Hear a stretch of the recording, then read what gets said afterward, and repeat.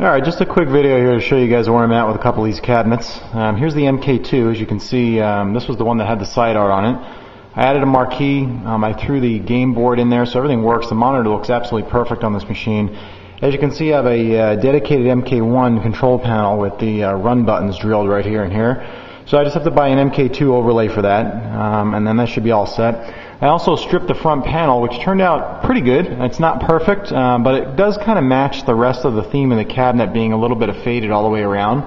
It's not too bright to kind of distinguish itself too crazy from the side or the side art. I got to fill in some holes and things here in the front and give it a fresh coat of paint, but all intents and purposes, some joysticks and an overlay and some buttons, some red T-molding and a few little, little mascara and lipstick. This thing will be ready to go. Here's the MK1. I tried a little spot on this to strip over the weekend, and it just didn't strip properly. So there's a guy locally here who wants this cabinet, so I'm just going to sell him the cabinet without a board in it since he bought my last one and he sold it. I put a new overlay on. I'm just waiting for some red T-molding, some joysticks, buttons, and some locks, and that's pretty much it. And here's the T2. I found out that it did not have a marquee light. That's why it wasn't working. The speakers were not hooked up, which I hooked up, you can see here. And here's the cable for the light fixture that I'm going to soon buy.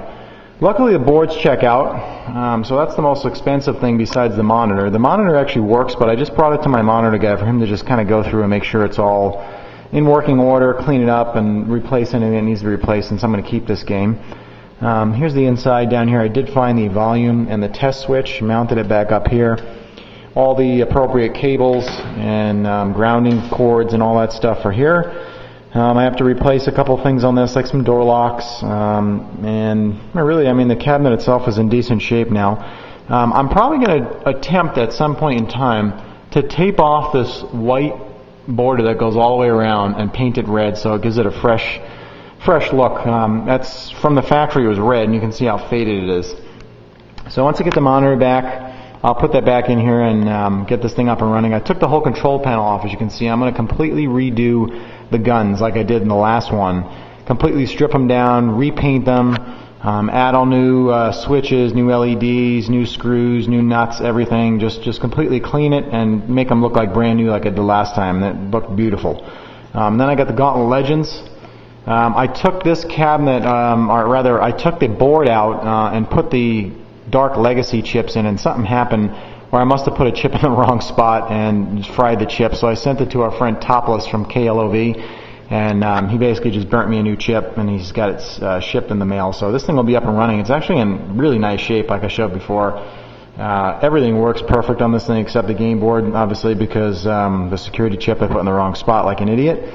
But that's where we're at. Just wanted to kind of show you guys. This MK2 is going to be for sale.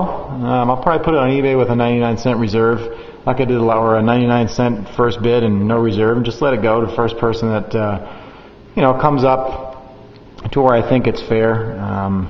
$350 to $500 somewhere in there is fair for a fully working machine. I'll probably end up putting $150 worth of my own money into this machine, so I want to be able to break even on this at least. So if somebody's interested in it, I could cut you a good deal.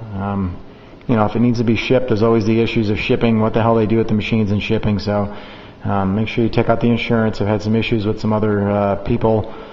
One person in particular that caused quite a stir for me, and really was not my fault, but he didn't get the insurance like I told him, and this machine that he bought, he's had nothing but issues and then continues to have issues with it. So make sure you get the insurance. So anyways, there we are. There's the 4 projects that I'm working on right now, and that's about it. So stay tuned for some updates and some finished projects on these.